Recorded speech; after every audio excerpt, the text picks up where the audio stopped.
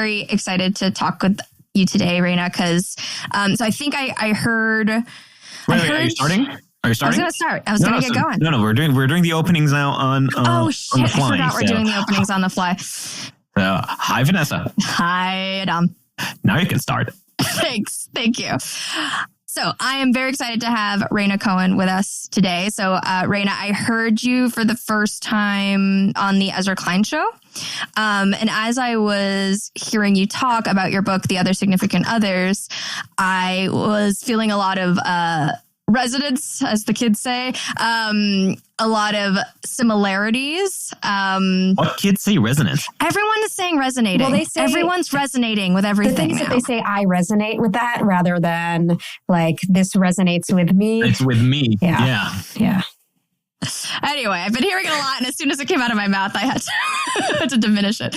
Anyway, so I the reason why I was partly interested is kind of personally because Adam and I, co-hosts of the Uncertain Things podcast, have one of these kind of indefinable relationships, one that kind of causes consternation, eyebrows, misunderstanding sometimes about like, what the heck are we? And so like, our background is we went to journalism school together. We became roommates at the end of journalism school, then became bandmates, then became podcast hosts, and our lives have kind of gone. And now we're like buying a house together with our other significant others. In this case, it's our wives and husbands, but all of them. So we kind of had this odd trajectory. And as I was listening to you talk on the Ezra Klein show, it's like, there was a lot of things that were coming up, but one of the first things was just like the lack of language and the inability to describe what the heck this thing is. And the words that we have are either kind of too paltry or too over the top or kind of cringy. I don't know. They nothing just quite fits.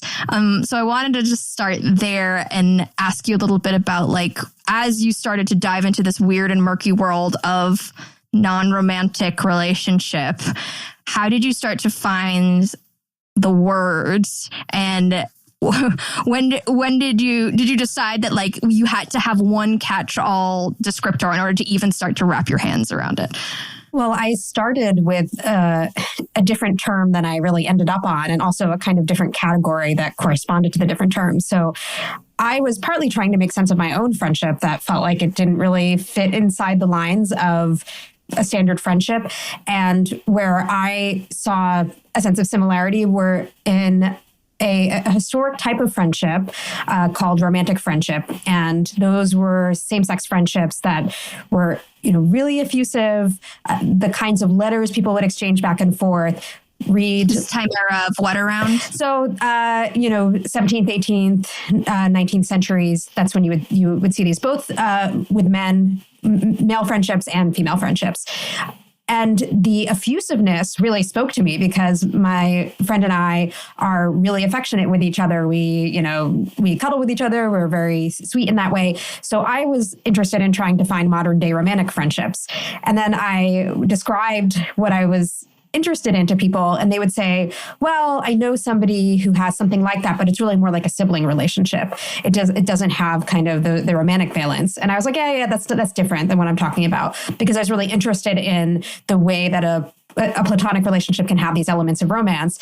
And then over time, I thought about, well, within romantic relationships, there is a whole range of emotional experiences people can have, or ways that they relate to each other. There are very passionate romantic relationships. There are ones that are much more companionate and really resemble friendships. So, I became less interested in the emotional experience and more in the commitment, because it felt like that was what united the relationships that I was interested in. That was kind of the resemblance to romantic relationships that these friendships had. That was so unsettling for people and so confusing. So that was, kind of the trajectory. And, I'll just say that I was very interested in language from the get-go, and I still am, but I do think it's kind of an incomplete ending to get to. Like, I don't think that the language will, finding a term that fits everybody is possible, or that it will end, the kinds of questions that these friendship raise, or certainly like the inquiry that I want to come from it.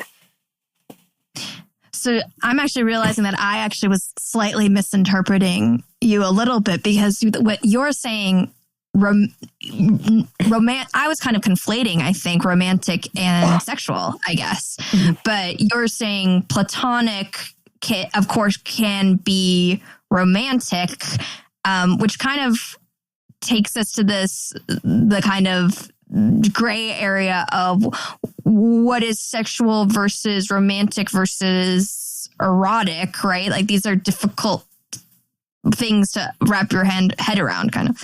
Yeah, absolutely. I think, one of the first places where I started to think through this was by writing by people who are asexual, who have really done a lot of work to try to discern, okay, if I'm not experiencing sexual attraction, but, there might be these other things that I'm feeling like they point out how much I think a lot of us conflate what romance and sex is. And I've had a lot of conversations that are kind of casual around the dinner table where, we're trying to collectively wrap our minds around like what makes a romantic relationship romantic. And I've heard things that it's, friendship plus sex. And I don't know that quite gets at it. And I also just think it's hard to define what romance is. A lot of people will say something like a candlelit dinner is the kind of archetypal, example of romance. But I had people give really conflicting ideas, in one case that there's a sense of mystery and uncertainty that underlies romance. And for other people, it's kind of the opposite. It's knowing that there is like a connection that you can turn to. I think the definition that, felt like it resonated with me was, I don't resonate with it, but it resonated with me. Sorry, I'm just being a word police. Is that it's about sort of like romance is often, it involves a kind of celebration of intimacy where I think within a romantic relationship, we're taught to like tend to the relationship as an entity in a way that in a platonic relationship, you don't quite as much, but I just think it's blurry, and that there are a lot of different types of feelings in relationships we put under the banner of romantic relationships. As I was saying, runs the gamut from like passionate to companionate, and so I think the definition of romance is like a little bit hard to grasp, but people kind of feel like they know it when they see it, even though it can sort of show up in a non-sexual relationship. Mm-hmm. I think it's worth just taking a step back and even talking about what it is that we're trying to resolve here, right? Like the reason that we started in language is because the beauty of language is that it allows you to conceptualize things that you might not have been aware of, but for the word. And conversely, when you don't have the word for something, sometimes it remains too nebulous for you to fully grasp. And we are trying to have a conversation about a type of relationships, even maybe types of relationships that go against the grain or the norm of what society considers to be the center of gravity in or supposed to be the center of gravity in your emotional committed life, right? So, like, I want to start by continue by better understanding where it is that you've started recognizing this distinction between, I don't know what to call it, like the primary partner or a main partner and friendships that are equally, if not more, filling in a person's life. Like, you see, even right now I'm struggling with finding the right language to create, because I don't want to create this comparative metrics of saying this is like 85% important and this is like, it's not, because that's not what we're talking about. So maybe let's like set some ground language to what it is that we're even talking about. So I think the simplest way to describe the kinds of relationships that I am writing about, that I'm interested in, are friendships where people are organizing their lives around each other and are working toward building a shared future, which I don't think is a given within a platonic relationship. That most people, in the US, we are told that you fit friendship in around the rest of your life if you can. Like, to me, the image that comes to mind is like if you're packing a suitcase and you have the shoes and you have the things that take up a lot of space, like those are, that's the romantic relationship. The parents you have to take care of. And then the friends are like the socks that you fit in if you have the room around it. And I'm looking at people who treat their friendships, to go with this analogy, as, the big dress shoes that take up a lot of space. place. Right. Sorry, just because I want to stay on this point about the friendships are expected to fit around everything else. That defines how people approach each other when they start developing a relationship. And I've encountered that I'm from Israel, and we have, I think, a slightly different perception of the role of friendships in your life than Americans. Not as different as sometimes I like to play it up, but certainly different. But in the US, I found that the expectation of every relationship that is not romantic is that it is time-stamped, right? If the person does not have a fully fledged partnership yet, this friendship is a vehicle to get through to the point where they have that fuller relationship that can then take the burden of the person's emotional baggage and the rest of it. And that friendship can then be either discarded entirely or at least put to its place of, just supporting role, or maybe, keep it on low simmer until the inevitable breakup so that they can have somebody to talk to about it. That totally jives with my, what I've observed and of seeing friendship as a way station to the real thing and returning to friends when a romantic relationship has faltered. I'm kind of curious, what do you think is different in Israel in terms of people's expectations around friendship? Like, I have found it really interesting to hear about different norms in different countries. So in Israel, are friendships not assumed to be time-stamped? Do they, is the assumption that people can have really close friendships that coexist with romantic relationships and don't need to be sidelined? Yes and no. So it's something that I'm trying to even now figure out exactly in my head where the line is. I think I've always been a little more radical in my commitment to friendships than average, even back in growing up in Jerusalem. I think, though, Israel does have what I remember in our conversation with David French, I think I called it friendship infrastructure. The entirety of society, the everyday walks of your city are designed to facilitate friendships and people hanging with each other and having a good time. Whereas I think in the US, there's a lot less, or at least in New York, I should say. And in New York, there's far less opportunities for somebody to just spend casual time with another, not both in terms of the abstraction of your calendar as between work and dates and spending time staring your life down on Netflix. You don't really have the opportunity to just sit back late with a friend over coffee without having somebody shove the bill to you before you're finished eating, and really luxuriate and evolve the time necessary for this relationship to really evolve. $10 coffee, by the way. Yeah. $10 coffee, yes. I mean, the inflation hit Tel Aviv too, so fair enough. But in Tel Aviv, the idea is that you can go in the middle of the day, in the middle of the workday, and go out for like a 2-3 hour break where you spend time with friends, and people who go to Tel Aviv for the first time are always shocked to see do Israelis ever work? Because it looks like people are hanging out all the time, from 11 in the morning until 4 at night. But the idea is that work. And Israelis are workaholics, but work needs to find a way to fit with your time with your friends. And I don't know if it's the smallness of the culture, or if it's the Mediterranean vibe, or is it the military, but all those elements do create a sense of brotherhood. Camaraderie, brotherhood, exactly. And I think that does play a role. Now, where it ends up still being somewhat sidelined is that Israelis are also, by and large, very traditional. So I think even the most progressives of Israelis ultimately have the image of a family with 3 children, and in a way probably more traditional than your average American in that sense.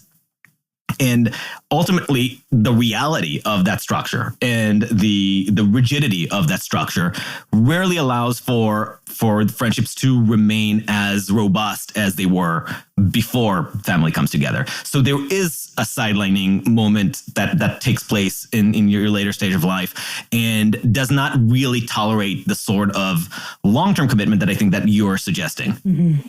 Yeah. So, well, I'm very interested in how do we create environments that make friendship easier. I think it's important for us to recognize that friendships like yours exist, the ones that I write about where people really are deliberate and committed to each other and are trying to create a life. But I also think friendship shouldn't be so hard. It shouldn't. Yes, it shouldn't require having to slot people into your calendars, and that we should be able to find ways to live our lives alongside our friends. And that is the way that you become closer to people, really close to people. So it's interesting to hear the way that Israeli life is at least with its limits, a bit more set up for people to not have to just scrunch friends in. Yeah.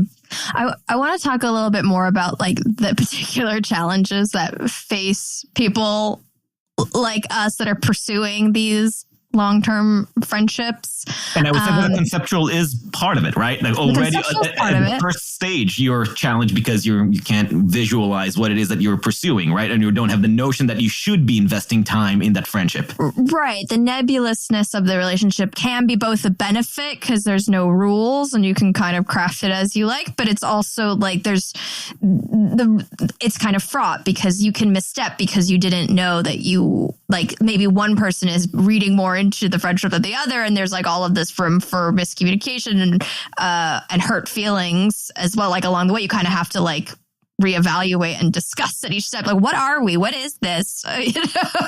How important are we? Am I going to choose you? Because like there's no expectation that we're going to choose each other necessarily. So we have to kind of create those expectations for ourselves. So that is like one bucket of challenge, I suppose. I think there's a couple of buckets I want to talk with you about, Rhaina, because I think what came up in your book for me that was super fascinating was like the societal expectation and the way that kind of people diminished these relationships. I think that's kind of an interesting area of challenge. And then also I think hopefully later in the conversation, we'll have time to veer into the more like legalistic avenue and like the lack of legal recognition of relationships like this. So hopefully we have time to get there. But just like starting with the cultural recognition, like you mentioned earlier, like people don't think of this as quote unquote the real thing. Like there's a lot of I think there's both disbelief that this could matter, and then there's also disbelief that it isn't sexual. Like that comes up a lot, right? Like how could you have such a strong relationship and friendship without like sex being involved? And I do think this is like a really interesting topic because it's like, why is our culture so over-indexed on sex that we can't even imagine two people having intimate relationship without it? And like, why are we constantly reading it into everything? I don't know if do you have the answer? Well, I will just say it's one of the reasons that I find these friendships so interesting because I had no idea how many people have them. We have no term. There's no study on this. There's no society for platonic partners. But so however large or small this group is, they do end up forcing us to see these assumptions that we're not usually given occasion to question, unless you are living out this kind of friendship as you are. But one of the stories I tell in the book is of these two men who met when they were 15. Went through very formative and traumatizing experiences together when they were young, and have made decisions to take care of each other, to live in the same place, to change or adjust their careers to be together. And the mother of and these men are in their 30s now, and the mother of one of them just sort of could not wrap her mind around it. And she would say to her son at different points, like, is the relationship between you two romantic? And if it is, I support it. And, like she just, it didn't compute for her. And the reason it didn't compute is that she had never seen that you could have a life partner who isn't romantic. And, when her son told her, like, I have the things you want for me to have, like she said, she wanted him to have emotional wholeness was the term, and somebody who would be there for him. And he said, I have this, I have just with my platonic life partner. She said, like, I don't understand how you can be partners with someone you're not romantic with. So I think there's for some people a lack of familiarity.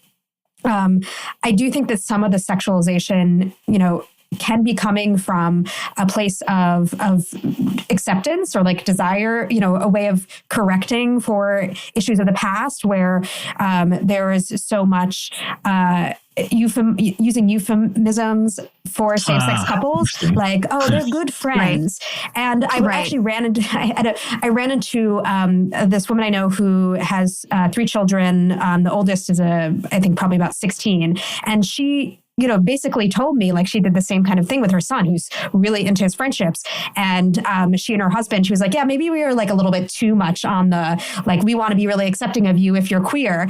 And the son was like, no, I just really like my friends. And in fact, he had said, like, haven't you read The Other Significant Others? Which is, to me, like maybe the best compliment ever, that a teenager used the book as a way to like talk down to his parents about their ideas about relationships. But I do think that this kind of obsession with romance and with it, like the assumption of a sexual relationship can in some cases be coming from, a good place.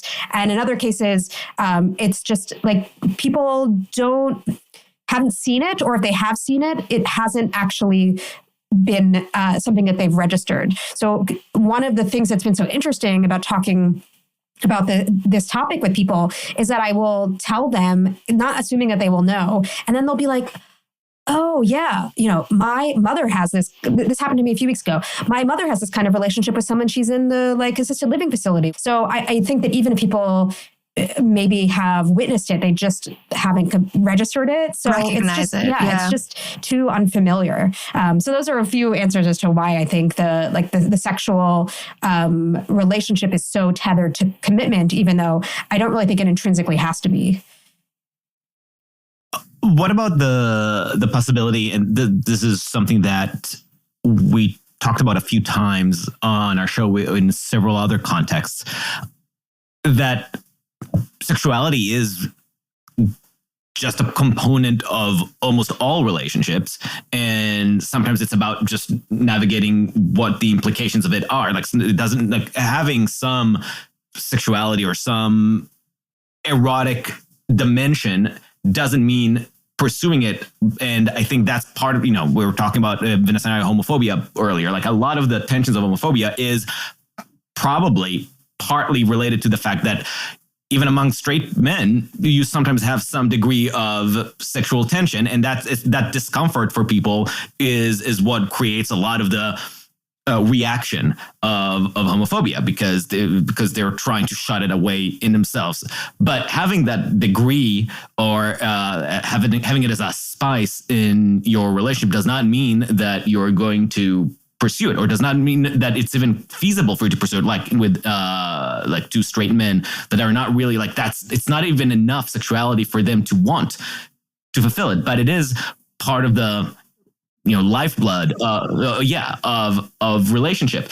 And we talked about this previously in the podcast, in the other end of it, when you sometimes in later stages of your life, when you feel like you're drained of that energy, of that sexual energy, you feel like something is gone from life or from relationships entirely. Even if the friendship can be stimulating intellectually or fun, it is still reduced by losing that component. Within a romantic relationship that was previously sexual, you mean? No. Between relationships that had no actual sexual activity, but had the underlying spark, energy, tension, whatever. So I wonder, what do you think about that? Yeah, I haven't like been made to think about this particular dynamic before. I think, but the thing that just comes to mind is, another language distinction that I think Vanessa brought up earlier about the not just between romantic and platonic, but romantic or sexual and erotic. When I was reading some definitions of eroticism, I was like, oh, this is like what I had with my friend. Like, I'm not sexually attracted to her, but the feeling of aliveness and of that kind of spark and of the chemistry, that is thrilling. And because we link that to sex, I think it can be really confusing to people as to how a non-sexual relationship could arouse those sorts of excited feelings, the infatuation and all of that, even though I think many people have experienced it, even if only as a teenager, maybe, or a kid being obsessed with their friends. Yeah, it makes me think too, like, I think it's actually kind of gotten, for me at least, I can't speak for Dom, but it's kind of gotten in the way sometimes of having like a more intimate relationship with a Dom, because I do worry about accidentally crossing some sort of line, or if we have too many of those types of like charged moments, is that wrong? Is that veering into the sexual? And then that I've actually kind of like pulled back from those moments too, because I don't want that to enter into the relationship. And then that kind of creates a different, like a pulling back and away from, rightly or wrongly. And even like in the realm of touch, I think you note that, some attachment theorist notes that like the 3 magic ingredients of attachment are time, togetherness, and touch. And I feel like Adam and I have time and togetherness, but we rarely touch each other that much. And I think part of that, honestly, is the specter of sexuality kind of getting in the way of me being worried about like touching my friend too much, not necessarily because like what will other people think, but it's almost like I can't cross that barrier. Because it feels like you would be inviting feelings that are dangerous, or what's the? I don't know. Yeah, I'm not exactly sure what's going on a subconscious level, but it almost feels like I don't want to accidentally push the friendship into a sexual realm, and it feels like too much touch could change the context of the friendship or something. Which is silly because like I mean I think I know if I've known a Dom for 10 years, it's like I feel safe that we're not going to cross that boundary. But also like there's like, not saying that this is the case because in our relationship it happens to not be, but like even if it were, this is something you don't get into in your book really, like even if we did cross that line and we did have sexual element of our friendship, it could still be a perfectly valid friendship. I think it wouldn't work for me personally, but I could see how for other people sex actually wouldn't make a difference in the level of friendship. But for me personally, it feels like there has to be strong lines. It is a distinction from a partner, an actual romantic partner. Like that is for me a clear line, and one has to for some reason I feel the need to police that border. Well, and I think people understand friends with benefits, and that can not be a romantic relationship. But I think some of this does get like if you already are romantic partners, but it's just interesting to me that this is internal policing and not because of perception. And also just in what way does sexuality play into this? Like I'm bi, I spend a lot of time with queer women. We are very physically affectionate. I'm not super worried about us, or with my male friends. Like it's not something that I'm so worried about. But I think especially in spaces where that are queer, where there's a lot of same-sex attraction, there's less worry about this. And that when since the book has come out, I've had a lot of people ask me about male, female, straight friendships, and the why don't people understand them? Why do they judge them? Why are they so hard? It seems like there are kind of particular dynamics and fears associated within male, female, straight friendships, and what the line crossing can be. I do think that if Adam were a woman, I would have less issues with touching him more. I mean, to be fair though, you're a very inhibited person in general. Fair enough. Yeah. Yes, I am.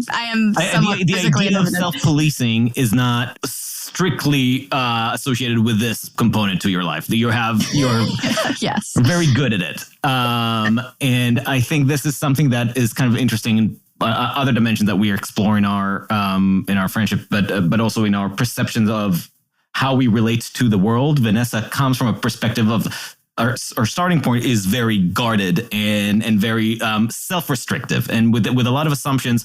I think in many of your relationships, Vanessa, but this is just already a tangent. Now we're turning it into a session about Vanessa. But a lot of your encounters with the world start with the question of how do I control myself in relation to other things, and if something is coming at me, it's not about me. How do I fight back against it? Is how do I control myself to withstand whatever is coming at me, which is sometimes very different from my personality, which is very aggro in when it comes to good or bad things, I think, in real life. Which I think is why it's partly unusual that because I guess I'm kind of like conservative in a lot of ways, like Rhaina. Like I'm progressive in terms of my politics, mostly liberal, I suppose is the right term. But as a person, I'm kind of a conservative person. The way I like a little bit. Yet I am living a very unconventional life in which I have chosen to buy a house with two people and my husband, which it kind of, to me, it doesn't feel particularly radical, but yet, like, as we've gone through this process of trying to buy a house together, Rhaina, we have discovered that it's incredibly radical. And every single stage of the process, people have tried to explain to us why it's a terrible idea, why it's never going to work. And for us, it's usually that we're not blood related, actually, is the, like, people only carve out an exception for co-purchasing if you have blood ties or marriage between all parties. And in our situation, because we don't, people are incredibly untrusting that this is going to work out. I mean, we all know that all sibling relationships and all marriages are great until the end of your life and never have any conflict. So it makes a lot of sense. Especially about property. Yeah. And I assume when you were talking about the legal piece of it, I'm interested in talking more about this. I will just say, and if it makes you feel any better, Vanessa, like I feel like I am this kind of blend of doing odd radical things and also, kind of like old school traditional in others. Like I live with friends who are very observant Jews. So like our kitchen is like hyper kosher right now for Pesach. And like I've kept a version of Shabbat mostly for secular reasons, but partly because of my housemates for close to a decade at this point, and being offline on like 1 day a week blows people's minds. Like my mom would joke that I'm prudish, or like when I was younger would say that kind of thing, which is, in certain respects funny. But anyway, I think that these, like one of the things I actually wanted to show in the book was that you don't need to be like radical in all of your politics in order to have this kind of friendship. Like one of the examples that I think is most powerful to me are these women in their 80s who have been best friends for 50 years and have taken care of each other through all sorts of things that have come up in their lives, starting with the dissolution of the marriage of one of them. And I think that all sorts of people can end up in these sorts of friendships. And sometimes the friendship radicalizes them because they start to see how the world has told them, there's only one right way to be. And it's a pretty traditional one of getting married. But it's not like there has to be some agreement in all aspects of life in order to value a friendship like this and to do things a little bit differently. And I remember too, with that particular couple, I believe one of them had to go to the hospital and the other one couldn't enter. Right. Yeah. And that was also a kind of a light bulb moment that, we two people who mean so much to each other have like no recognition. And actually, if you wouldn't mind, Rhaina, talking a little bit more about like are there any legal precedents for recognizing these types of relationships? And if not, why do you think? I mean, there are some court cases. There's an important court case that happened in New York during the AIDS era, where two people who were unrelated were allowed, one person's rent control was allowed to be passed to the other, even though they weren't related by blood or marriage. And there was that's such a New York example. Yeah, we hold on to rent control with every lever we can. And the ruling, I think it was called Brocky versus Bronchi. I don't actually cite this one in the book, but it's a kind of example of what you're talking about. But the ruling was commenting more broadly on family not being limited to blood and marital ties. In terms of what laws exist out there are some like state and local laws that are not specifically for these types of friendships, but are about recognizing and giving rights to people who want to be committed to each other, regardless of whether it is a marital relationship. So on the state level, there's a law in Colorado called the Designated Beneficiary Agreement. And any two people can sign up. You could be a father and son, you could be two friends, you could be a romantic couple, and there are a set of rights that you can check off whether you want to give or receive to the other person.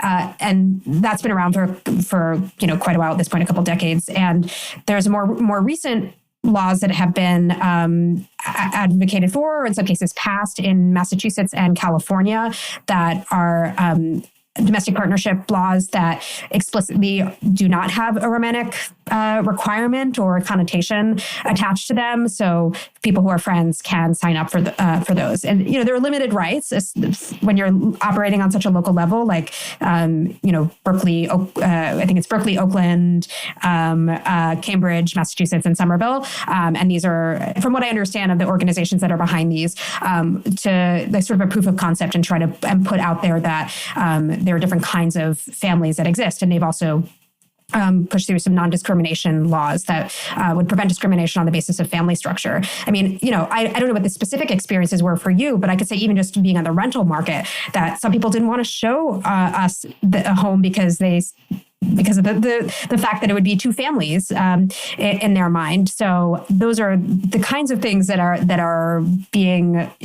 emerging to respond to a greater variety in family form than this single idea of marriage is able to capture. What's the precedents that have kind of created this conversation on the legal side? Like this, for me, I mean, the difficulty that we've encountered were annoying in trying to get a house, but for us, it was just that, and the degree of annoyances, and required us to reach some degree of innovation as we were getting our internal agreements together and figuring out mortgage questions, etc. But it's mostly like finding people with imagination. With some degree of imagination and an openness to our situation. At every stage of the process, there's been somebody who cannot fathom it and has told us, no, it's not possible. And then we have to go around for 4 more days until we find the person that's like, I am intrigued by your situation. Let me help you. Like that. That's mostly what it's been. It hasn't been so much as legal blockades as mental blockades. Right. and it's and it was exhausting and at times stressful, but ultimately, the whole process of buying a house is stressful. So I didn't put much thought into whether or not this is something that needs to be remedied at a more principle level legislatively. But is there an area for people where it becomes a little more fundamental, where some fundamental rights are unavailable to them, or even if it's not about the rights themselves, something about the validation that they seek, that validation from the legal institution? Like I think you even mentioned it in your book. That's for a lot of people, getting gay marriage legalized was more about the validation than it was necessarily about requiring that institution in their lives. Well, to answer your first question, which was about why did these sorts of laws come about, I can give the example with Colorado, which was at a time when Colorado, I believe, had a bit like a constitutional ban on same-sex marriage being passed in the state, and the designated beneficiary agreement was supposed to give rights to same-sex couples in a way that was, not going to be on the level of marriage. And the architect of this law said that he didn't want to discriminate on the basis of a relationship type in the way that marriage was. So it was important for him to make it available to anybody. But the other thing that that are in the record, that's in the records from legislators in Colorado, was that they realized that a lot of people did not have wills. They did not have the people, specifically designated to make decisions on their behalf in these really important moments that are of life or death and health, and which are really what the rights for that law are about. And instead of just hoping that people are going to go to a lawyer and get this done and spend thousands of dollars for it, that there was a cheap way and a simple way with a short form for people to get these rights. Part of it is that, a lot of people don't have next of kin, or the next of kin that are assigned are not the people that they actually want making those sorts of decisions. And I think the people who are working on this, like the Chosen Family Law Center, these very recent laws are interested in, not just these friendships, people with these friendships and the obstacles that they face, but, a whole kind of panoply of people who have non-nuclear family setups who are just invisible in the law. And then they run into issues like the ones you're talking about, or, you have a lesbian couple with their gay close friend who gives them sperm, and they want to figure out a way to have parental rights for all three people. Or you have a single mother by choice who wants to have, a friend or something as part of the child rearing process. So, there are different kinds of situations where people will find that the law is not letting them access the person who matters most to them, or makes him a legal stranger to someone who they are really devoted to. And that's some of the thinking that's going behind the laws that are coming out today. What's your take on marriage now that you've written the book? Because I'm married. I don't know if I thought too hard about the kind of political statement, I suppose, of like the privileged place that marriage has in our legal system. I believe you're also married. I get the sense from reading your book that you feel like the privileged place that marriage has needs to be broken up. It needs to be kind of taken down a few pegs. So first of all, is that true? Am I accurately reading you? And second of all, how do you feel about marriage now, having done all of this research into the ways that it kind of potentially limits other folks from accessing the kinds of rights that marriage provides? It was very eye-opening to me to read a whole body of legal scholarship and then historical writing about marriage that, I had grown up at a time where same-sex marriage felt like the pinnacle of political progress. Like, I was the president of my high school ACLU, and we staged a mock gay wedding because we somehow thought that was going to help with something. And I was completely unaware of the critiques of marriage in terms of, if you're only focusing on expanding who can get into the boundaries of marriage, that it crowds out the attention and legitimacy of other types of relationships. And, I'll just say that, I'm a pluralist. I am not trying to tell people that marriage is bad. I'm trying to be really careful about that. I think, something that I really value are the people in my life who are very religious, who are very traditional. I've been to weddings where they feel totally different from a kind of wedding that would be meaningful to me, but I know that the observance of tradition is so important for them. So I just know that for different people, there are different things that bring them meaning, and for some people, marriage is extraordinarily sacred. And for some people, it's not, or they want it and they can't get it, or it works for a while and not, so much. And so I would like us to move to a world where people are not scrutinized and seen as juvenile, seen as missing something fundamental in their life, or incomplete if they aren't married, which is really what the status quo is. And that, I think, is reinforced in the law, where in about 40 American states, you have no other option than marriage. And so what do we do with all the people who are single, who are divorced, who are widowed, who get married when they're 35, and are they not an adult until then? I've gone from basically not being that aware or questioning, and just being marriage equality, to, well, actually there are more kinds of ways that we can find the care and sustenance and support, which is where I would like the attention to go to. It's interesting. I think I resonate with what you were saying about marriage, and because I also have a lot of trouble or issues with talk about marriage, but I never felt like I want to preach to anybody to do it or not do it. But I have an issue with the totalitarian aspect of marriage in our culture, when it creates a poverty in the ability to think of alternatives and find meaning elsewhere. And because then if you don't get married or if you get divorced, you're at a loss as to how to find that stability, meaning, and commitment in your life. And sometimes people who are not even necessarily looking to get married know that in order to resolve this void in themselves, this is the path they have to take. And you can see them obsessed and cannot find an equilibrium with the love that exists around them if they don't get to that stage in their lives. And that's the sad part. If somebody wants to get married, if there is true volition, then of course, great, go for it. And I think that part of the problem plays out in, ironically, some of the alternatives that are now created for marriage, because I also have some, I don't want to say pushback, but I have some discomfort with some of the talks about alternative lifestyles today, because I think that a lot of them are trying to artificially cobble up alternatives to marriage from an absence of vocabulary now to think about this. And rather than just allowing people to find love where it exists and figure out their paths to commitment in whatever life opportunities exist for them, and navigate that and negotiate that with the friends and partners that they have, they feel like they need new categories to fit into.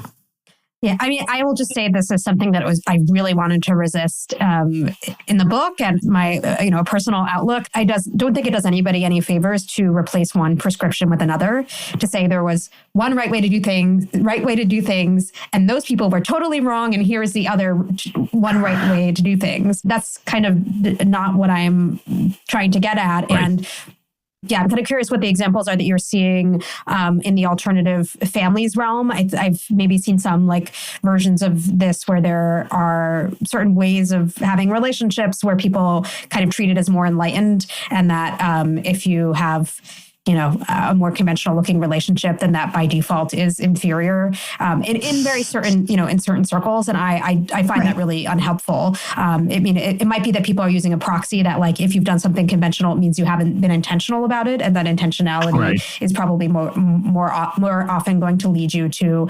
a better relationship. But also, like, people can take intention and choose the thing that has been traditional. The idea that I've heard from some very pro-marriage quarters, which is basically like, we got to double down on marriage. We have to tell people how great marriage is, because apparently they don't know. Nobody's been telling them how great marriage is. Then everybody will get married. And I just don't think that that's, the outcome that's going to suit everybody. And, but nor do I think it's worth going to the other extreme and saying marriage is something, is terrible. Nobody should do it. It's invalid. Right. And for me, my pushback was not even just about the fact that it's, for a lot of people, it's a binary, it's an either or, and the whatever path you choose, the alternative needs to be stigmatized. Although there is that, and I do see especially the stigmatization of what was once considered normative marriage, right? A nuclear family. But I'm also thinking of the over explication and structuring of alternative lifestyles. And I remember when Vanessa introduced me to the phrase polyamory when we just, I think like 10 years ago. I remember this is the first time I just moved to the US, and then I was introduced to Dan Savage and the notion of polyamory, and I was immediately repulsed. Not because of the details, and actually I actually learned to love Dan Savage, but I was repulsed by how prescriptive it was. It almost invalidated the search for relationships and said that here's your manual for how to live alternative lifestyles. And I just found that off-putting. I mean, I think there are ways that I can understand that reaction, but I have a lot of thoughts on polyamory. And like, I do think that part of what's going on is that you have people who are trying to come up with an entirely different way to be. And I remember when I was like, I said something to a coworker about having come out as bi, and he was like, "Oh, welcome to the alphabet soup," or I think alphabet soup mafia or alphabet mafia. Like he was, sort of joking about the way that there's a ton of terminology, and in like non-monogamy, there's a ton of terminology. And I mean, there's a lot of terminology in conventional relationships, but we don't really think of it like the DTR. So I think the question is like, remind me, what's the DTR? Define the relationship. Yes. Or ghosting someone, or there's like stuff that just sort of floats in the background because it doesn't feel like slang. Like the equivalent that I think of is when I hear like my friends who are in policy talk about things with all these acronyms and stuff that feels kind of like jibber jabber. Then I think about all the shorthand we use in podcasting, that is incomprehensible to people. So I do think part of it might be like, what are we paying attention to? I think there are always ways you can go too far. There are ways you can become too dogmatic and not be welcoming because it just feels like you have to know all these things or you have to be on board. But I think there's a reason that you start to see people trying to come up with language in the same way that we're trying to come up with language for these friendships, because in the absence of it, it becomes really hard to know what you're experiencing or know what the possible things are that you're experiencing or the possible things are that you could do. But that's the flip side of having words. So on one side, it does allow you to conceptualize things that you weren't able otherwise. But on the other hand, it also constricts your thinking sometimes and then creates a more narrow understanding of what your relationship can be. Yeah. I mean, there are limits to language, and there are also limits to social scripts. Like earlier, I think it was Vanessa who was talking about both the sense of possibility of the absence of a social script for your friendship, but also constantly having to negotiate. And the way that I've seen this in relation to friendships is that I think romantic relationships and friendships can learn a bit from each other, or would benefit from taking some pieces from each other. That romantic relationships could benefit from some of the intentionality that goes into these extraordinarily close friendships, where people have to sort out for themselves, what is it that I want? What is it that I want from this relationship? Do I want to live with this person? Can we be, as a couple of the women I profiled are, they're vertical neighbors. They have condos, units of the same condo building, which I think would be beyond the pale for a lot of people to have a romantic partner that they couldn't live with. But there's a bit of a question of why. So I think like romantic relationships could take some intentionality, and some of these very close friendships would benefit from having more templates, more infrastructure, have therapists who can, help them when they're having a hard time, have guidebooks to tend to this kind of close friendship 10 years in, or what's the 7-year itch equivalent of a really close friendship. So it's very hard to get the perfect balance between the freedom of not being able to be pegged down, and the support and sense of validation, and that your reality is real, of having categories and frameworks. Yeah, you have a good example in the book of a person who lost their person, and how difficult it was for her to grieve that person, and nobody really understanding what she was going through, because it wasn't like an acknowledged, like if she had lost her romantic partner, people would have kind of understood. And, she was still hurting like years on. And there was very few people who could really like talk to her about that and understand what she was going through. And I think that's like a good example of like the lack of support that, like, I don't know, if there were a book, maybe she would have read it, if there were like how to grieve your platonic partner, Yeah. And I will say as a coda to that, this woman who, you're describing, Joy, her mom read the book, and her mom apologized to her because she said, I didn't realize what was going on for you. I didn't realize, what the grief was like. And that Joy told me that she didn't know that she needed that, but it was a really, I think it was healing for her. And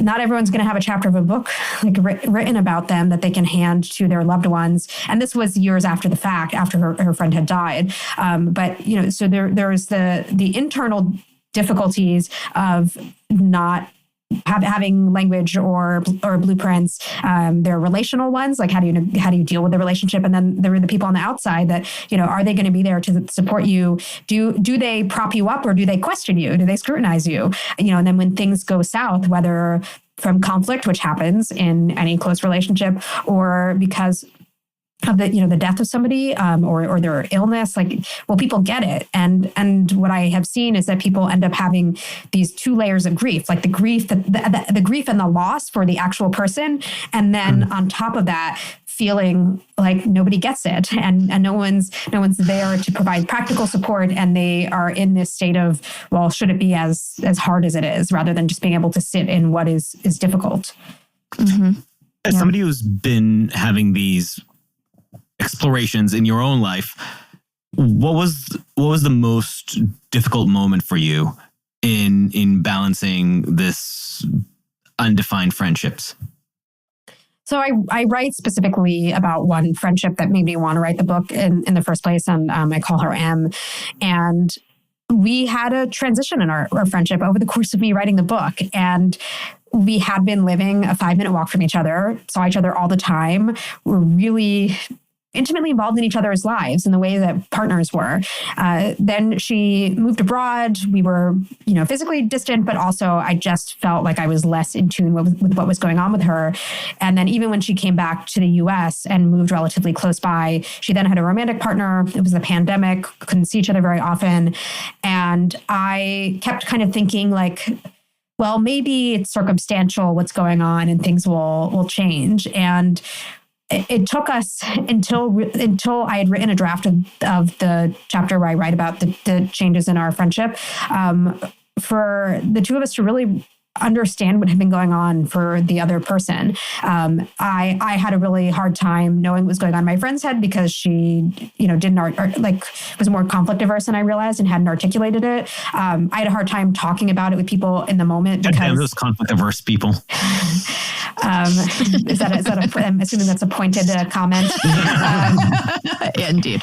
But I had a hard time in the moment, because I was like, well, why am I so upset? Do I have a right to be like, who? It's not like we've had a falling out. It's not like we're not friends anymore. Right. It's just it's a difference in degree rather than kind. But I also felt like I couldn't really talk about it. It was complicated because all of our friends were close friends, and I didn't want to say anything that was negative. And I had a hard time both understanding what had changed, making it feel like it was legitimate, knowing what was okay to ask for and not. And yeah, there was a lot of difficulty. I think it's just ironic that you spend an entire book coming to the conclusion that the one defining characteristic of these relationships is like the commitment, I think, to be with each other.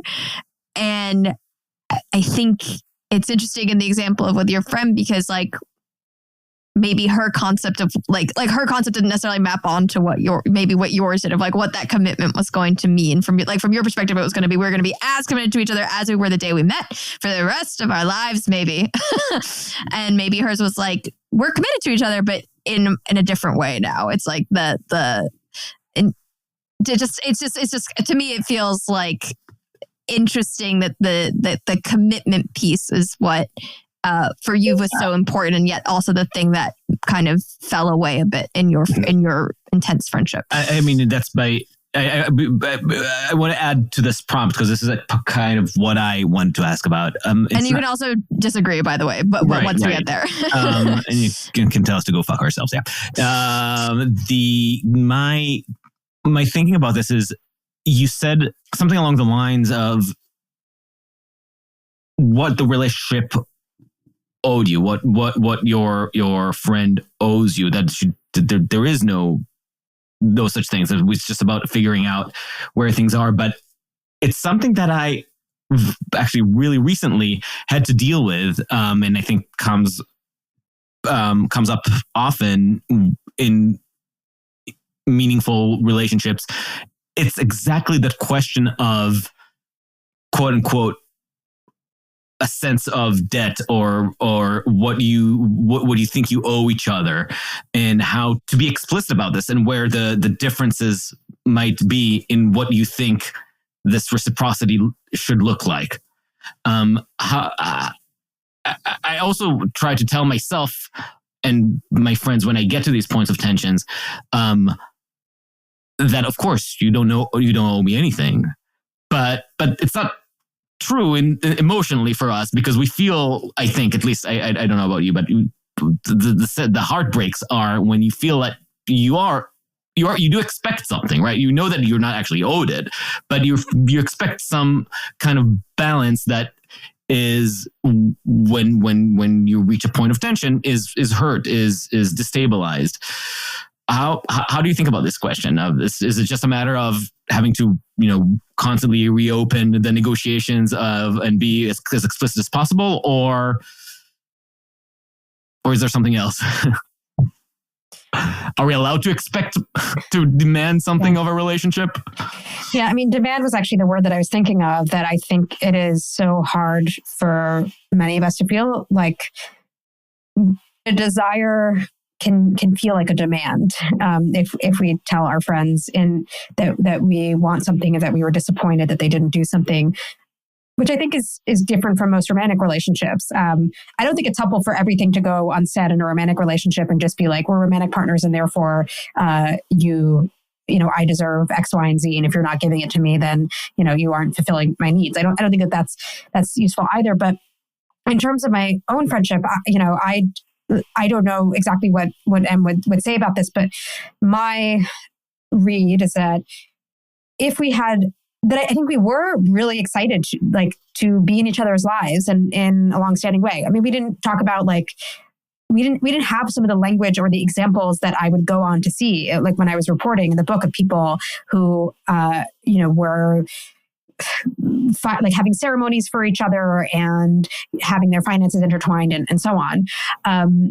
But I think if it was a romantic relationship and the feelings had changed, like the desire for commitment had changed, then there would have been a requirement, like a social requirement for us to have had a conversation about it.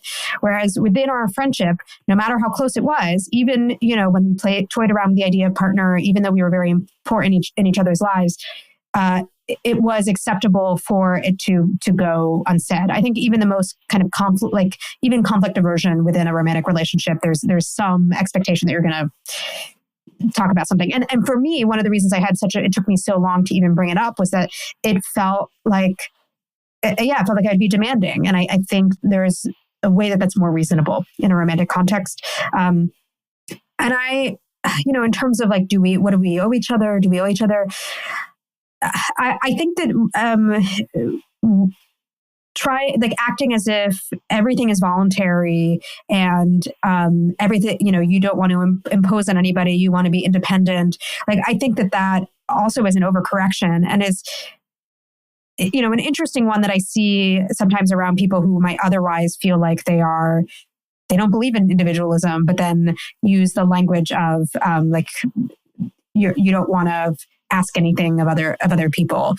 So it just feels like this is a big individual societal project to figure out how do we commit to each other and not have maybe not use the old versions that are all about obligation and shirk it. And if you don't fulfill those obligations, you are being a bad child or a bad wife, or that does not feel helpful. But I don't think that the other side of it of thinking that we can't ask anything of other people is a good way to be. We need other people. We need to ask for help. I think that's something that I've seen my friends learn how to do from their friends to say when they need something and feel okay about that.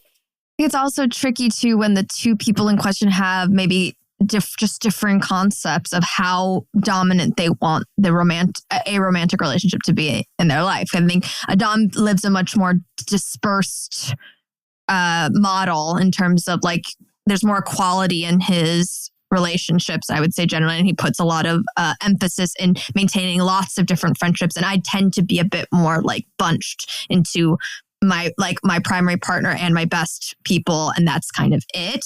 And I'm still kind of in this undecided territory, I would say, of how much space I want my romantic partnership to take in my life. And so that also I think is another layer of it's kind of rare for two people to be on the exact same page of we agree exactly how much we want the romantic relationship to take up and how much we want this relationship to take up and how much we want every other relationship we have. And you interviewed a bunch of people in the book who were parts of triads or groups of four, it's there's a lot of interrelating networks happening and that have to be negotiated as well. This, to your point, is the benefit of having the templates, because at least you know that when there is at least some kind of shared agreement about what it is that you're starting together or what you're getting into.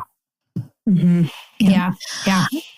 So for my last question, I wanted to ask, so Rhaina, we talked to Bill Deresiewicz last year about friendship, and he wrote this really interesting essay in the book, The End of Solitude, where he actually goes back in time to the Romantics and this kind of deep, passionate friendship that they had for each other.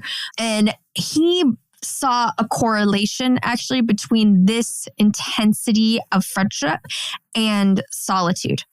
So for him, these are kind of like, or at least for his reading of the Romantics, there was like this yin and this yang. Like I go out to nature, or I'm alone with myself and my thoughts.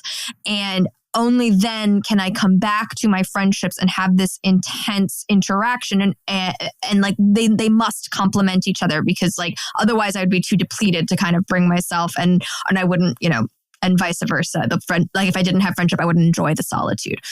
And one of his theories is that we, in our contemporary society, have so little solitude. We're so constantly connected that not only have we lost the capacity to be by ourselves, we've actually also lost the capacity for true and meaningful friendship. And I was curious to get your take on that. It can either be from a historical standpoint, where like while you're thinking about like the primacy of friendship and how it's diminished, and whether that like assessment maps onto how you see things having changed, or it can be from a more of like just contemporary, how you see the kind of contemporary condition impacting the way that people have the capacity for friendship.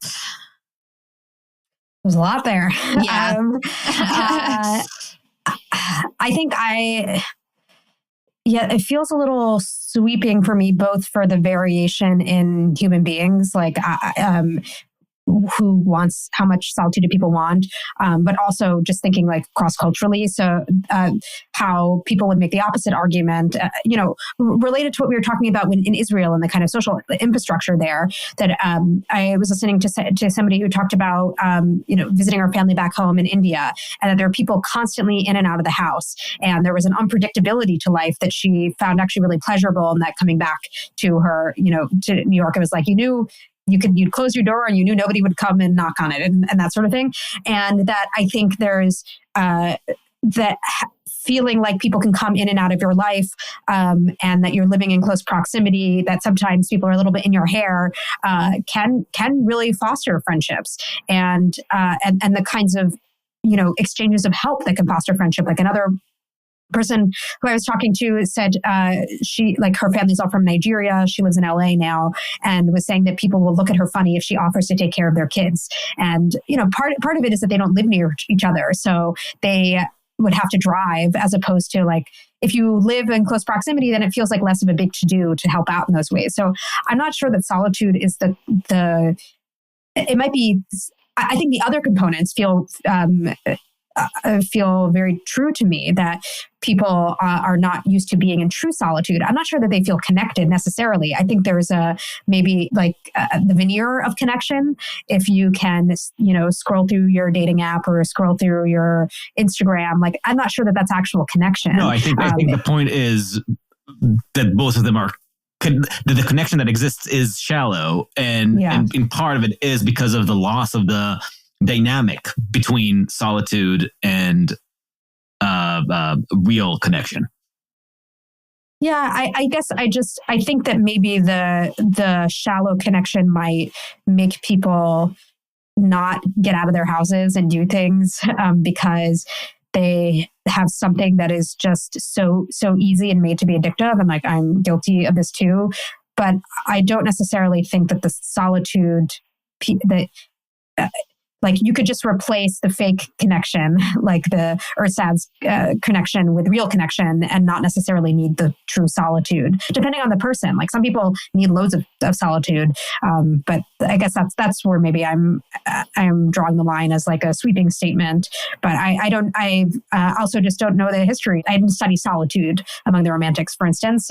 So I'm just thinking like, does this hold true now across cultures and times? And many of the stories that I'm hearing of people having closer friendships are in settings where everybody's up in each other's face, and where you have very little privacy. And that, in fact, like what I have kind of observed is that people are so willing to trade off connection for privacy and for a sense of control. Right. And maybe in their privacy, in their gated, their homes, they are swiping on their phones, and then they're not getting true solitude as part of that. That might all be compatible. I mean, I will just give it one more twist, but the way I interpret it, without going to the transcendentalists and Walden-esque solitude, just thinking of the sort of experience that we lose by having our attention constantly snatched and into this illusion of connection, is that we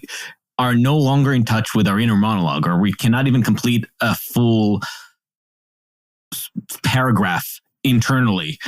And I think in losing that, we are not fully ourselves. And I think it just, to me, it makes sense. And maybe it's just because of the person that I am.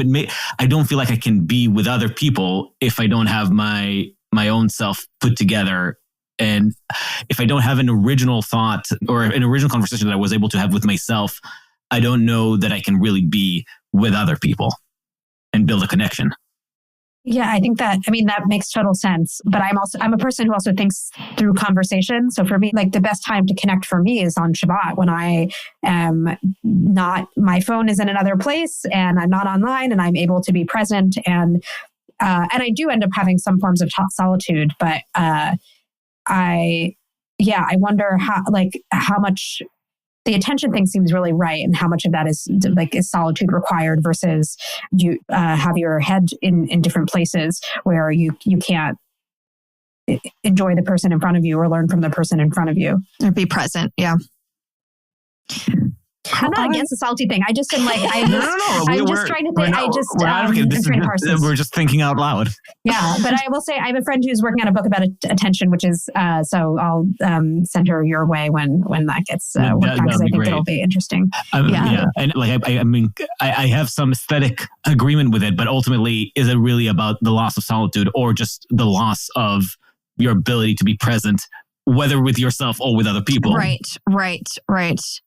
And I do think what you're saying, Rhaina, is very true about the privacy trade-off. And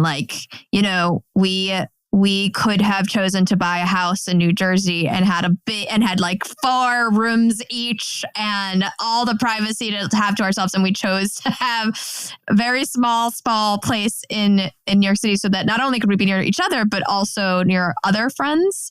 And we decided that was a trade-off we were willing to make. And I think you said in the Ezra Klein interview, or perhaps Ezra said it, but the trade-offs of living with community are, for some people, preferable than the trade-offs of living alone. Like, people don't recognize that there are in fact trade-offs by choosing the default model. Well, you will get privacy, but there will be loss as well. And people don't necessarily think all of that through. Yeah, he was quoting a friend of his who says that she chooses the problems of community rather than the problems of the absence of community. And I mean, my kind of follow up to that is, I don't think that people think in trade-offs in generally. But when I, for instance, would tell people that I live with a child, the first thing that they would jump to is, I can never do that because I wouldn't be able to sleep well, which, is jumping to conclusions about like how it affects my sleep. But I think it's telling that people really jump to the negatives of what is unconventional, and they, I think, overemphasize the positives of what's conventional. So they get wrapped up in all the things that you gain by having your beautiful renovated home, and aren't paying attention as much or weighting as much the social disconnection. And even just like, if you have kids, I was talking to a colleague today about how, like, his wife's on a business trip. He has, if he wants to go to take a trip to the grocery store, he has to like get his kids in the car, and it becomes this whole project. And if he lived next door to his friends, which, he had a situation like that several years ago, he could just have the friends take them, have them. And like, there are costs to us making the conventional decisions that give us these benefits, and there are costs to doing something that's unusual, as you have been figuring out with how complicated it is to buy a home. But I think we should be thinking about trade-offs on both sides of it, and not emphasizing what you lose by in one case, and only emphasizing what you gain in the other. All right. Well, Rhaina, this was awesome. Thank you so much for taking the time. And thank you for writing the book. It was really, really interesting for us to read, and really appreciate you coming on. Yeah, no, it was so enjoyable. And I want to hear what your, at some point, like what your buying process was like. Because my husband and I and another friend are like thinking about trying to buy, and have not don't really know exactly what we're in for. Yeah. We have wisdom. We have hard-earned wisdom. Thank you for listening to Uncertain Things. Follow us on uncertain.substack.com or wherever you get your podcasts. If you're feeling generous, give us 5 stars on Apple Podcasts and share us with your friends and enemies. Until next time, stay sane.